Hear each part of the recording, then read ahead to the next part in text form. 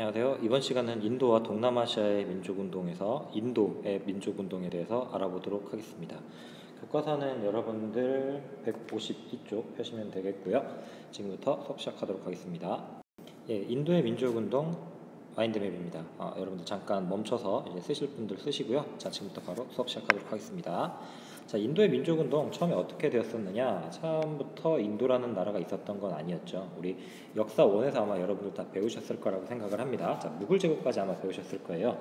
자, 무굴 제국이 혼란 상태에 이제 이르게 됩니다. 전성기 한참 잘 나갈 때 아크바르 황제에 의해 가지고 이슬람교 국가였는데요. 이슬람교 국가였지만 힌두교나 이제 다른 종교에 대해서도 굉장히 좀 포용적인 정책을 펼치게 되면서 굉장히 좀 무굴 제국을 하나로 되게 묶는 힘을 강하게 이제 냈다고 합니다. 근데 이 아크바르 황제를 지나서 아우랑제부 이제 왕으로 오게 되면서 이슬람 제일주의를 표방합니다. 그러면 이슬람 제일주의, 이슬람교가 제일 잘났으니까 나머지 종교들을 탄압하기 시작을 했던 거죠. 그래서 시크교라든가 힌두교 같은 주변 다른 이슬람교를 제외한 나머지 종교들에서 이제 반란이 일어나게 되고, 이 과정에서 지방에 있는 세력들이 독자적으로 지배권을 행사하게 되면서 중앙에 있던 이제 무굴 제국이 점점 힘이 빠져가게 되고, 거기에다가 이제 재정 상태, 국가가 이제 돈이 많이 이제 부족하게 되는 사태까지 일어나게 되면서 무굴 제국은 이제 점점 혼란으로 접어들게 되었던 겁니다. 자, 그럼 이러한 배경 하에서 어떤 사건들이 일어났었냐면요. 자, 동인도 회사가 설치가 됩니다. 말이 회사기는 한데요. 이거 사실 국가에서 이미 다 조정을 하고 있는 공기업 같은 거라 그래야 되나요? 자, 이런 동인도 회사를 설치를 하게 되는데, 말 그대로 인도가 동쪽인 나라들인데요. 자, 어디였냐면 영국, 포르투갈, 그리고 네덜란드, 이렇게 프랑스, 이런 나라들이 동인도 회사를 설치를 해가지고요. 말이 회사지 정부로부터 특권을 받은 주식회사였습니다. 사실 뭐 국가라고 봐도 무방한데요. 회사라는 곳이 군사력도 가지고 있었고요, 군대도 가지고 있었고 행정력도 가지고 있었던 겁니다. 사실상 회사가 아니었던 거죠. 그리고 말을 회사라고 했기 때문에 타국가를 침략하는데 거의 도구적인 성격을 가졌습니다. 그러니까 난 우리 니네 나라 침략하는 거 아니야, 우리 회사가 거기 진출한 거야 라고 하면서 속이면서 들어가려고 했던 게 이게 바로 동인도 회사였던 거죠. 자, 이렇게 여러 나라들이 지금 영국으로 진출하면서 주도권을 둘러싸고, 이제 인도 무역의 주도권을 둘러싸고 굉장히 이제 치열하게 경쟁을 벌이게 됩니다. 그래서 이제 처음으로 알아볼 사건이 뭐냐면 바로 플라시 전투입니다. 플라시 전투는 뭐냐면요. 자, 이게 인도 지도예요. 제가 좀 이상하게 그렸죠. 밑으로 이렇게 볼록 튀어나온 형태인데, 여기 이제 겐지스강이 이렇게 흐르면 겐지스강 하류 지역, 이쪽 지방이라고 하는데요. 자, 여기 이제 플라시 지역이라고 해요. 그래서 이제 플라시 지역, 이제 벵골 지역 나중에 배우게 되는데, 이 벵골의 태수라는 사람이 이제 사람 이름이 아니고요. 이제 그러니까 도지사 같은 거라고 생각하면 돼요. 뭐 경기도지사, 강원도지사 할 때. 그래서 벵골 지역의 태수가 당시 이제 영국의 힘이 워낙에 좀 강해지다 보니까 그 영국을 견제하기 위해서 프랑스를 끌어들입니다. 그래서 프랑스와 협력을 해서 이 영국을 견제하고 싶었던 겁니다.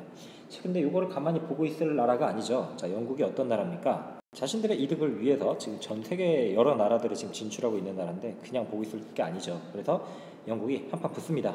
자, 누가 붙냐? 자, 벵골 태수가 이끄는 이제 인도인들과 이제 한판 붙는데, 자, 벵골 태수는 이제 프랑스군을 뒤에서 업고 이제 한판 붙자라고 해서 둘이 한 팀이 되어가지고 영국을 몰아내려고 합니다. 자, 그래서 프랑스에 일단 쪽수도 되게 많았고요. 그래서 당연히 이쪽이 이길 거라고 생각을 했지만 사실 영국은 굉장히 좀 얍삽했습니다. 벵골 태수의 밑에 있는 사람들을 매수를 해가지고요, 되게 쉽게 전쟁에서 이기게 되면서 인도 무역의 독점권을 쟁취합니다. 영국이 너무나도 쉽게 이겼고, 그리고 이때부터 1757년 이때부터 인도가 이제 식민지 시대로 접어들게 됐던 겁니다. 영국의 식민지가 되었던 거고, 그래서 인도 사람들이 지금도 영어를 잘하게 됐던 겁니다. 자, 무역 독점권을 쟁취를 해서 어떤 행태들을 벌였느냐 하면, 영국산 면직물을 판매하기 위해서 인도 면직물 산업을 붕괴시킵니다. 그러니까 영국은 이미 산업혁명을 통해서 굉장히 많은 면직물들을 생산을 해내고 있는데, 그 많은 면직물들을 이제 팔 곳이 필요했는데 그 팔 시장으로 이제 인도를 타깃으로 삼았던 거죠. 그럼 인도 자체에서도 면직물을 생산하고 있었지만 그거를 아예 붕괴시켜버리고 자기들 물건을 팔아버립니다. 거기다가 철도를 건설해요. 인도인을 위해서 그랬느냐? 아닙니다. 원료를 착취하기 위함이었습니다. 인도에서 나는 굉장히 다양한 원료들을 보다 더 빨리 수송하기 위해서 했던 거고요. 그리고 영국 상품들을 이쪽으로 전달을 해서 여기다가 팔려고, 그래서 철도를 건설했던 겁니다. 거기에다가요, 이제 청나라한테 이제 편무역으로 계속해서 무역 적자를 보게 되니까 여기서 아편을 재배해 버려. 그리고 이 아편을 청나라로 밀 수출을 하게 되면서 막대한 양의 은을 인도를 거쳐서 다시 영국으로 끄집어 오게 됐던 겁니다. 자, 이렇게 플라시 전투를 시작으로 해서 인도의 민족 운동이 이제 전개가 되었는데요. 자, 그다음 알아볼 거는 뭐냐면은 세포의 항쟁이에요. 자, 세포의 항쟁. 세포의 항쟁. 이거 제가 연도를 적어 놓질 않았네요. 자, 세포의 항쟁이 언제 일어났냐면 1857년에 일어나게 됩니다. 아까 1757년에 플라시 전투가 있었다 그랬는데요. 지금 한 또 100여 년이 흘렀어요. 자, 100여 년이 흐르는 동안 자, 영국의 식민 정책은 어땠냐면은 인도 면직물 산업 아까 몰락시켰죠. 그리고 굉장히 좀 강압적입니다. 차별 정책이 굉장히 심했대요. 예를 들면 뭐가 있었냐면은 강압적으로 자신들이 믿고 있는 크리스트교 이제 예수 믿어라라고 이제 강요를 했고요. 그리고 영국에는 인종적 우월감이 있었습니다. 백인 우월주의 기억하시죠? 그래서 인도인을 굉장히 무시했고요. 그리고 전통 문화, 인도의 전통 문화와 종교를 무시합니다. 자, 이 과정에서 좀 안 그래도 지금 불만이 점점 쌓이고 있는데 팡 하고 이제 터진 사건이 뭐였냐면 바로 세포이의 반란입니다. 그걸 세포의 항쟁이라고 이제 표현을 하는데요. 자, 세포의 반란 내용이 뭐였었냐면요. 세포이라는 말이 무슨 말이냐 하면 이건 페르시아어입니다. 페르시아어로 병사라는 뜻인데요. 영국의 동인도 회사는 그 인도를 지배하기 위해서 군대를 설치를 했다 그랬잖아요. 아까 군사력까지 가지고 있었다 그랬는데 거기 그 군대에서 고용된 인도인 용병을 얘기합니다. 여러분, 왜 용병이라고 하면 요새 뭐 프로야구나 프로축구에서 외국인 선수들을 의미하기도 하잖아요. 근데 원래 뜻이 뭐냐면 지원한 사람한테 봉급을 주어가지고 병력에 복무하게 하는 것. 그래서 그렇게 고용된 병사, 그걸 이제 용병이라고 표현을 해요. 자, 근데 이들이 왜 반란을 일으켰냐면요. 인도인 용병이라고 했잖아요. 인도 사람이야. 인도 사람인데 이제 동인도 회사에 고용이 되었고, 그래서 여기 이제 고용인으로 들어가서 일하면서 그냥 돈을 받는 거예요. 돈을 받는데, 자, 이들은 용병이니까 말 그대로 총을 쏴야 되잖아요. 근데 지급받은 영국제 무기 탄피, 이제 총알 그 끝에 그 탄피 끝에 이제 윤활유를 묻혔는데 그 윤활유가 그러니까 여러분들 나중에 뭐 군대를 가실 일이 없겠구나. 군대를 가시거나 그러면은 이제 총을 만져보면은 총 이렇게 나가는 데를 이제 부드럽게 해주기 위해서 기름칠을 해요. 윤활유라 그러는데 근데 그 윤활유가 뭘로 만들어졌냐면 소기름이랑 돼지기름으로 만들어졌던 거예요. 근데 소는 여러분들 알다시피 이제 힌두교에서 굉장히 신성시하는 동물이잖아요. 그리고 돼지 같은 경우는 이슬람교에서 굉장히 좀 혐오시하는 그런 동물인데 근데 소기름과 돼지기름이 발라져 있다는 소문이 돌기 시작합니다. 대부분의 힌두교와 이제 무슬림, 이제 이슬람교 사람이었던 세포이들은 이를 종교 탄압으로 받아들였고 그래서 이제 봉기를 시작하게 됐던 겁니다. 자, 그래서 이 봉기가 굉장히 넓게 확산돼요. 그래서 이제 인도의 수도인 델리까지 점령을 하게 되는데, 근데 결국 다시 내부 분열이 또 있었고요. 그리고 영국군이 진압을 하게 되면서 이 세포의 항쟁은 실패로 끝나게 됩니다. 자, 그래서 그 결과 어떻게 되었느냐? 영국은 초강수를 둡니다. 이제 무굴 제국의 황제를 폐위시켜 버립니다. 황제를 퇴위시켜 버리고요. 그러니까 이제 무굴 제국이 멸망한 거죠. 거기다가 영국령 인도 제국을 세워버립니다.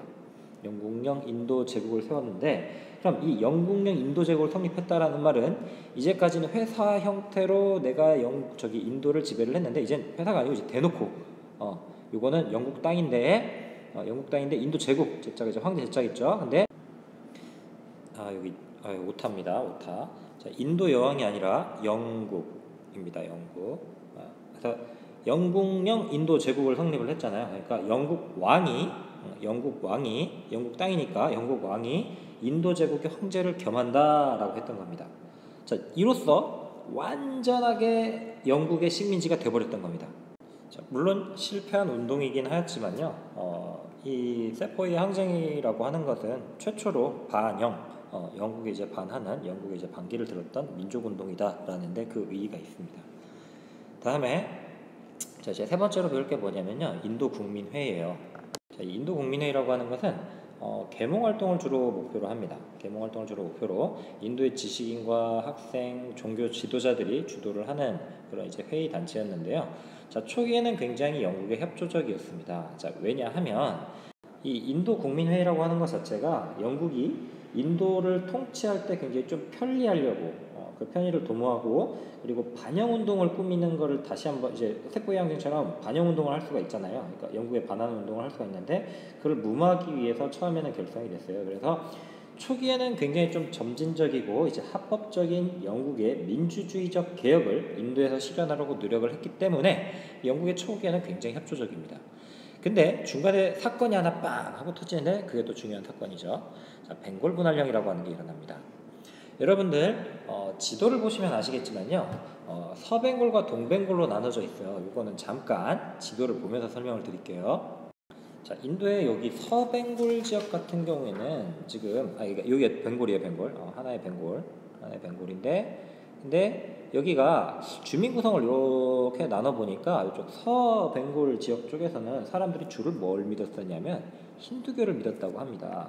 자, 근데 동뱅골 쪽에서는 지금 주로 무엇을 믿었냐면은 이슬람교를 믿고 있다고 합니다. 자, 영국은 사실 좀 불안했었던 거예요. 이미 앞에서 이제 플라시 전투도 있었고 세포 양전도 있었고, 그러니까 영국에 대해서 자꾸 이제 반개를 들려고 하는 걸 알았기 때문에 또 다른 반영 운동이 일어나는 걸 막고 싶었던 겁니다.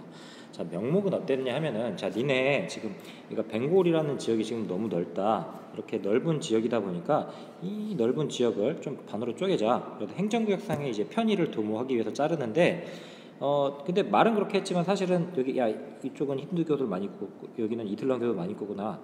그러면 얘네가 이제 종교적으로 지금 대립을 할 거 아니냐? 그러면은 얘네를 떼어놓자. 떼어놓으면은 인도의 힘이 좀 약해질 것이다.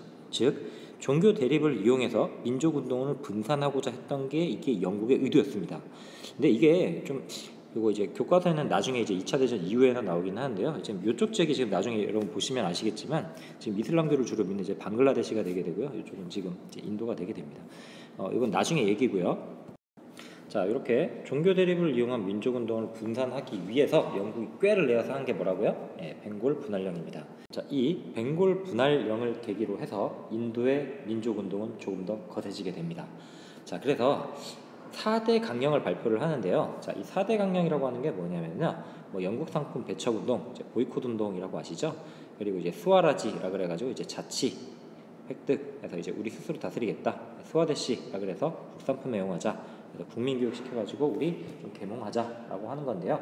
자, 이게 왜 그렇게 나타났냐면 일단 영국 상품 배척 운동은 왜 일어났을까요? 아까 인도의 면직물 산업이 완전히 다 몰락했다 했잖아요. 그러니까 결국에는 우리 물건들 좀 다시 사야 된다. 그래서 영국 상품 사지 말자, 사지 말고 그리고 우리 상품 이용해가지고 우리 산업을 살리자. 그리고 지금 실제로 자치 주지도 않으면서, 그지? 우리도 이제 자치 스스로 이제 우리가 다스리도록 하겠다. 그리고 이제 국민 교육해서 사람들 좀 지적 수준을 좀 더 높이 일으키자라고 했던 겁니다. 자, 그 결과 벵골 분할령을 철회시킵니다. 그리고 명목상이긴 하지만 명목적 의미의 자치도 인정을 하게 됩니다. 자, 그럼 정리를 할게요. 자, 영국이 벵골 분할령을 발표한 이유와 그 결과를 말해보자라고 했는데요. 맨 밑에 자, 벵골 지방을 아까 동벵골과 서벵골로 나누어 통치한다라고 발표했죠. 그 법령의 발표는 자, 표면적으로는 아까 뭐다? 행정상의 편의를 내세우고 있었고요. 하지만 실질적으로는 반영 기운이 굉장히 높았던, 그러니까 반영 민족 자주운동을 하고자 했었던 그런 지역인 벵골을 힌두교도가 많은 서벵골과 이슬람교도가 많은 동벵골로 분단을 시킴으로써 민족적인 결집을 분열하려는 것이 그 목적이었다고 보시면 되겠습니다. 자, 지금까지 인도의 민족운동에 대해서 배워봤고요. 자, 그럼 여러분들 인도하면 아마 제일 많이 생각나시는 분이 간디일 겁니다. 비폭력 불복종 운동을 전개하셨던 분으로 되게 유명한데요. 자, 그분에 대해서는 나중에 현대사 들어가게 되면은 1차 대전이 끝난 이후부터 해가지고 이제 2차 대전 이후까지 영국이 어떻게 해서 독립을 했는지는 그때 가서 배워보도록 하겠습니다. 자, 오늘 수고하셨습니다.